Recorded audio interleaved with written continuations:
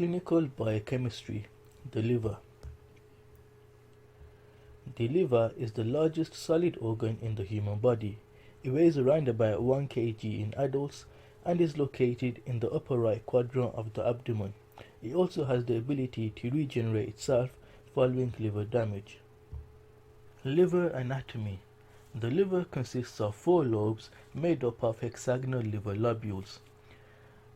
On each corner of these lobules are the portal triads. The portal triads consist of branches of the hepatic artery, which brings oxygenated blood to the liver, the hepatic portal vein, which brings deoxygenated, nutrient and toxin-rich blood from the small intestine to the liver, and the bile duct. Now the hepatocytes line the bile canaliculi into which they secrete bile. They also line the sinusoids, which contain Kupffer cells, and the sinusoids drain into the central vein. The liver has many functions. These involve the metabolism of carbohydrates, lipids, and proteins. Also the detoxification of alcohol and other drugs, storage of liposoluble vitamins A, K, E, and iron and glycogen. It also is involved in bilirubin metabolism and excretion. The liver plays an essential role in carbohydrate metabolism. Following a meal, glycogenesis occurs, replenishing the liver glycogen stores. These stores are then used to maintain the blood glucose levels via glycogenolysis and gluconeogenesis.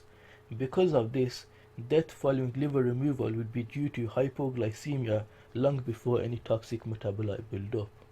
The liver is also involved in lipid metabolism.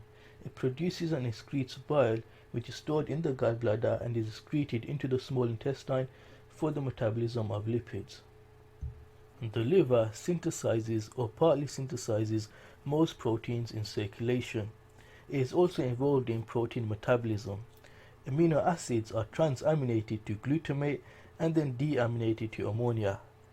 Because the ammonia is very toxic to the body, it undergoes the urea cycle as part of ureagenesis to form water-soluble urea. This urea is then excreted into the urine via the kidneys. The liver detoxifies drugs such as paracetamol in 2 phases to make them less harmful and water-soluble. In phase 1, a polar group is created mediated by cytochrome P450.